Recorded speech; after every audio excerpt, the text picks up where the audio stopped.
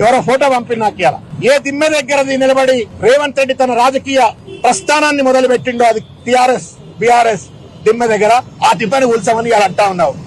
నీకు ప్రజాస్వామ్యం మీద గౌరవం లేదు, రాజ్యాంగం మీద గౌరవం లేదు, నీకు రాజకీయ భిక్ష పెట్టిన పార్టీల పట్ల గౌరవం లేదు. ఒక స్వార్థపూరిత మనస్తత్వంతో విచ్చలవిడి దోపిడీ విధానంతో ఇవాళ పరిపాలన కొనసాగిస్తూ నీకు పరిపాలన చేతగాక, ఇచ్చిన వాగ్దానాలు అమలు చేయ చేతగాక ఇవాళ పూర్తిగా కూడా ఒక దుర్మార్గమైన వైఖరికి పాల్పడతా ఉన్నాము. చాలా సందర్భాల్లో మాట్లాడి లాగుల తొండలేయాలంటాడు, ఉరి తీయాలా అంటాడు, రాళ్లతో కొట్టాలా అంటాడు, దిమ్మెలు ఉల్చండి అంటాడు, 100 మీటర్ల లోతుల పాతి పెట్టండి అంటారు. అడ్డు అది ఉండదా సార్? చీఫ్ మినిస్టర్ పదవిలో ఉన్నటువంటి వాళ్ళు రాజ్యాంగాన్ని చట్టాన్ని ఎక్కువగా గౌరవించాలి.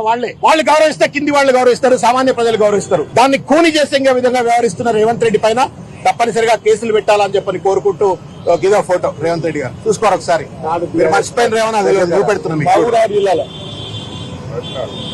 ఈ దిమ్మె దగ్గర నిలబడి ఆయన రాజకీయ ప్రస్థానం మొదలుపెట్టిండు. ఇవాళ తెలుగుదేశం పార్టీకి రెచ్చగొట్టి ఇవాళ ఈ దిమ్మని ఊల్చమంటున్నాడు. ఈయన ద్వంద్వ వైఖరికి, రాక్షస విధానానికి ఇదే ప్రతీక.